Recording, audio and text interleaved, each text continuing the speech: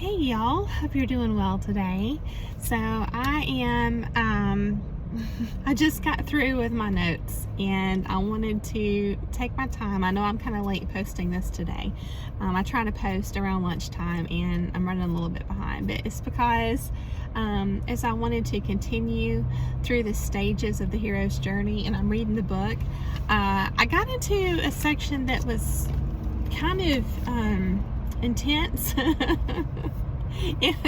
it was kind of out there, just to put it mildly, and I'll give you some examples in a minute, but I wanted to make sure that I allowed myself time to process what I was reading. And it's kind of like a lot of things when you're researching and you're searching for truth and all this. It's like you can, depending on how you look at something, is what your takeaway is. So I'm just going to present what I found, and hopefully you can find your own takeaway that's beneficial for you, that benefits you. So I laugh because it was just, if you have the book, it's getting into kind of some bizarre stuff, and we'll talk about it a little bit. But essentially the theme today, for today's video, is that when we get entangled with a toxic situation or person or whatever it is, and we leave and we get to a safe and peaceful place and we reflect, and we realize that we have been placed on this journey of personal growth and continual self-awareness, growth in that area. It's like we realize that that person or that situation was actually a bridge to a rebirth for us, right? And so in that regard, you might even say that it was a blessing, right? It's kind of like the silver lining, right? With a storm cloud or whatnot. So yes. And the thing is, it's not being delusional and trying to deny the fact that when you are in these really challenging toxic situations or relationships, it's not denying the fact that they're dangerous sometimes, and they're I'm thinking of like lightning. I'll tell you guys why. So I've been gardening a little bit, and I'll just want to share with you, I've got calamine lotion, whatever this pink stuff is, on, but I'm just I've got poison ivy, oak, rash, whatever it is, all over my arm. And so I thought I was being so careful, but yeah, not so much. But I didn't want to use spray and risk killing some of the flowers that were close to it. So I was like, I'll just put on gloves and pull it up or whatnot, and it just barely touched my arm, and I thought, I'm good, just a tiny touch. Yeah, no, I didn't I didn't make it through unscathed, unfortunately. But it's it's really cool. I like gardening. I don't get like super into it. I keep it kind of scaled down, something manageable for myself. And what's funny is, you can watch your plants grow, and they can just kind of be the same, and then you can have just this grand storm where it's dangerous, right? You think about lightning and stuff like that, and then the next day you realize that the lightning actually helped to feed the plants, and they're just like visibly larger and more healthy. And so, which I think that's just the coolest ever, right? How nature works and how everything is taken care of, in that regard. But it's kind of like that. It's kind of like we go through these situations and they're scary, and when you're in the middle of them, they can actually be very dangerous, not just to your psychological health, but your emotional, spiritual, and even your physical health. And so please know that I'm not denying that.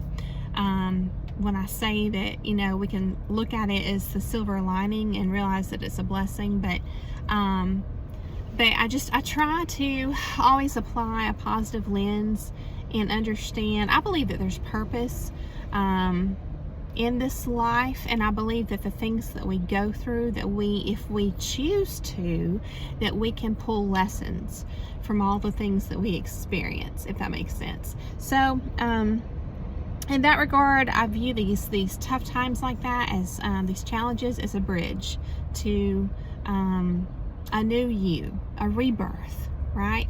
And that's kind of what the hero's journey is all about.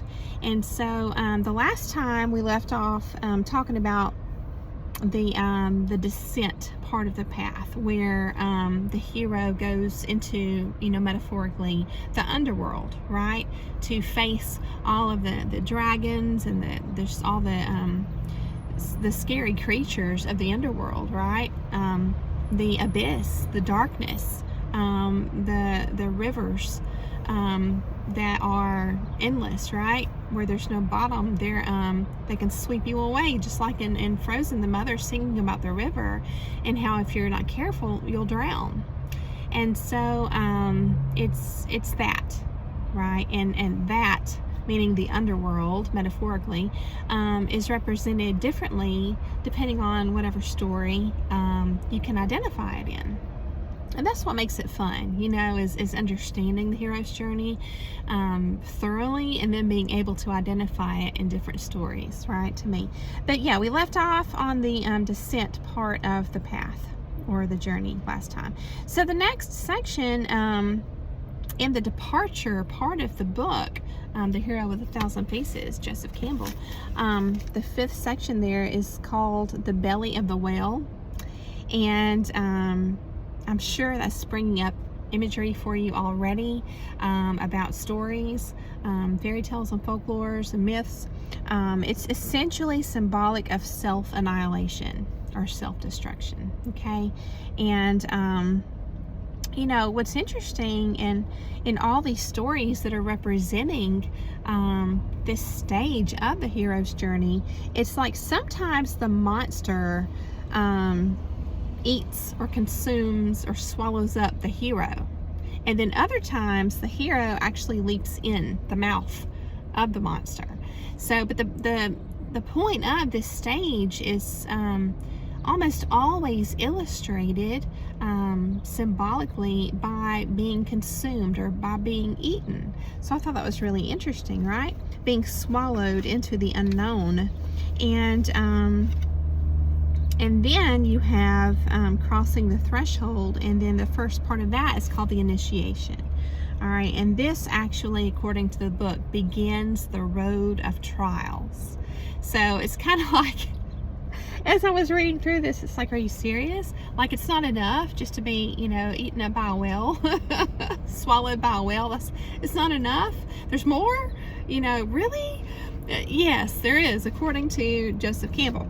And so it made me realize that ego death, what is known in the field of psychology as ego death, apparently is something that happens in stages or layers, right? Not just a one and done kind of thing.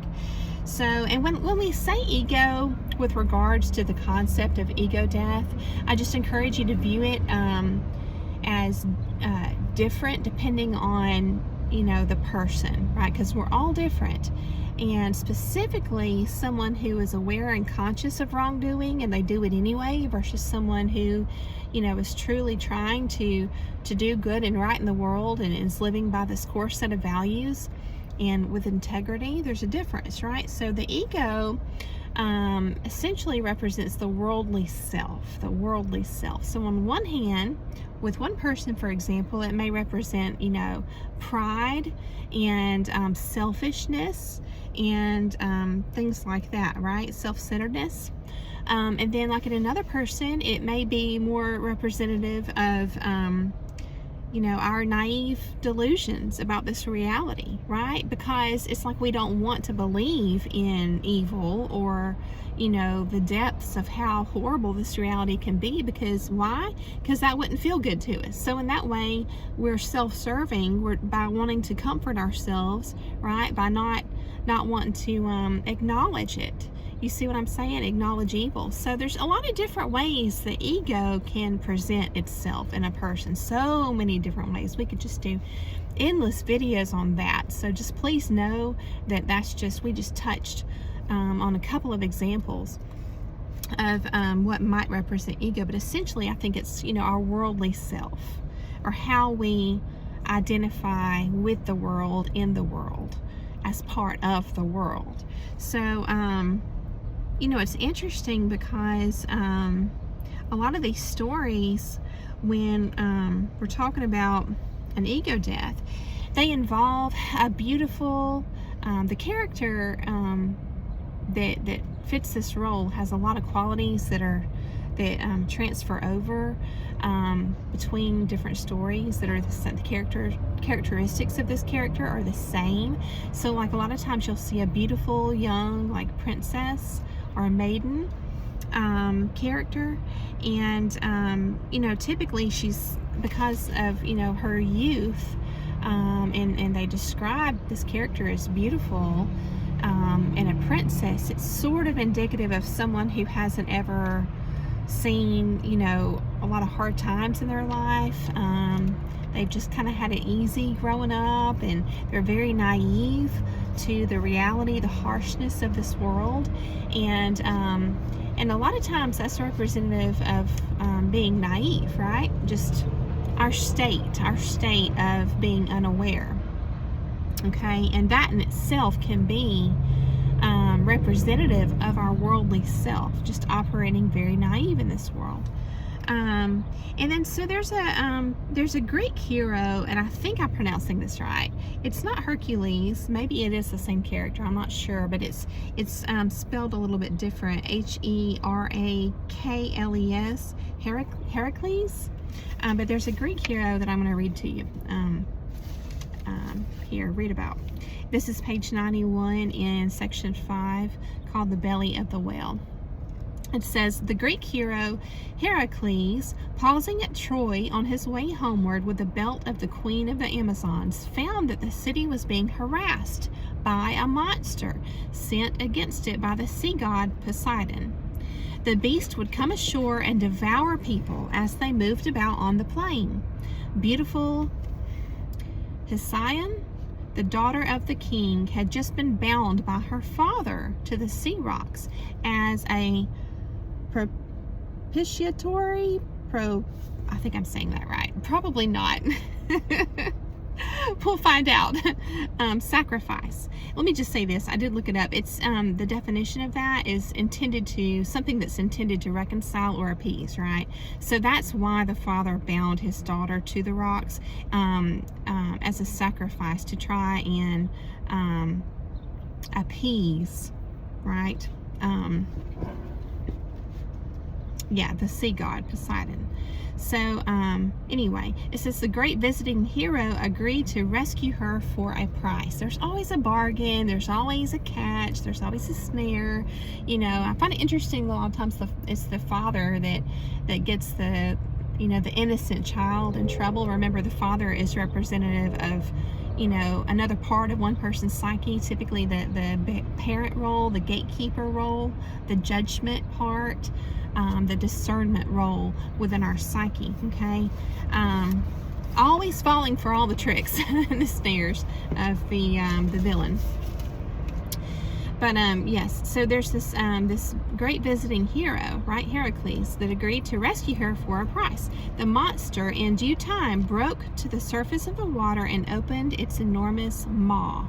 Heracles took a dive into the throat, cut his way out through the belly, and left the monster dead. It says this popular motif gives emphasis to the lesson that the passage up the threshold is a form of self-annihilation. Okay, so like I said, there's in a lot of these stories there's a theme of being eaten or devoured. And what, if you think about this, it's interesting. What is being devouring? It's something that is hungry. There's a hunger there. Okay, so I want you to think about a person who is just never content, who's always hungry, or you may say thirsty, and has this void that can't be filled, which is representative of somebody who is kind constantly using other people, exploiting other people. So a narcissistic type personality, right? This begins the journey. It's illustrated in story form here to as an example of what it is that really starts the journey, specifically the initiation phase, right? All right. So so we know that there's a change that happens. This is all representative, like I said, ego death, of self-annihilation, self-destruction. There's a change. You may say there's a metamorphosis. So here's what's interesting. There's different ways you can think of this. First of all, there can be a fake metamorphosis in a person, which you may consider as or describe it as shape-shifting antics. And it's it's when a manipulative person, it's like, why would they do this? To run from the truth. They're running from the truth. So they are aware and conscious of the truth. So they are shape-shifting, and you're seeing this metamorphosis sometimes again and again and again, or even between different people or different environments. You see this person change, right? So this is indicative of something that's a fake change, and it should tell us that this person is aware and conscious of truth, okay? Because we know that at their core that they're very set in their way, and all their ways, and there's no true change at their core, right? Especially if you're the one who sees how they are behind closed doors. And then you have the second type of metamorphosis, which is true. And the difference is this metamorphosis occurs as a result of facing the truth. Okay? This is when we learn the truth because we were unaware. So it changes you to learn the truth. You see the difference? The first person changes on purpose, right? Constantly, because they're running from the truth. They know the truth. They're running from it. And then you have the person who's unaware and naive, right? The young, innocent maiden in the story, whatever it is. And then you have, the monster in the story, and then the hero part of the main character, right? Steps forward, and there's a self-annihilation and a rebirth, right? So there's this true change, this true metamorphosis, and this means that we have been our eyes have been opened, as the Bible illustrates, right? We are learning the truth, coming into awareness of the truth, and that changes you. So interesting. So I just encourage you to look for this theme of hunger and eating, and if you think about the Bible talking about manna, there's just so many different, I've mentioned Where the Wild Things Are before, this children's book, where the monsters are talking to the main character, the boy. I think it's the boy in the story, and they're saying, we'll eat you up. We love you so. And it seems contradictory. Why would they say we'll eat you up if they love him? You see what I'm saying? And so it's just a lot to think about, the reason behind this stuff, this symbolism. So what's interesting is, when you experience narcissistic abuse, psychological abuse, one of the main characteristics is how depleted and drained you feel, right? And if you think about the theme of eating, you can also switch that out with the term consume, to consume something, right?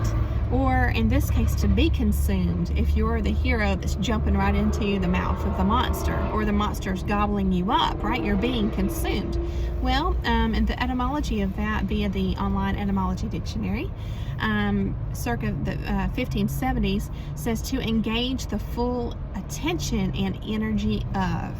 To consume is to engage the full attention and energy of. That's what a narcissistic person does. They've always got to have your attention. They're going to create emergencies and all kind of chaos and to always try and get you to be focused on them. They're always going to be the victim, all these different tactics, right? But that's the whole motivation behind the driving factor, is to engage your full attention and energy. So essentially, if you look at it that way and you think about these stories, we were consumed. We were that hero, but we felt like the princess tied to the rocks. We felt powerless, right? And then this monster just comes along and just gobbles us up, right? Metaphorically. And we were consumed. And what happened when you got yourself out of it, right?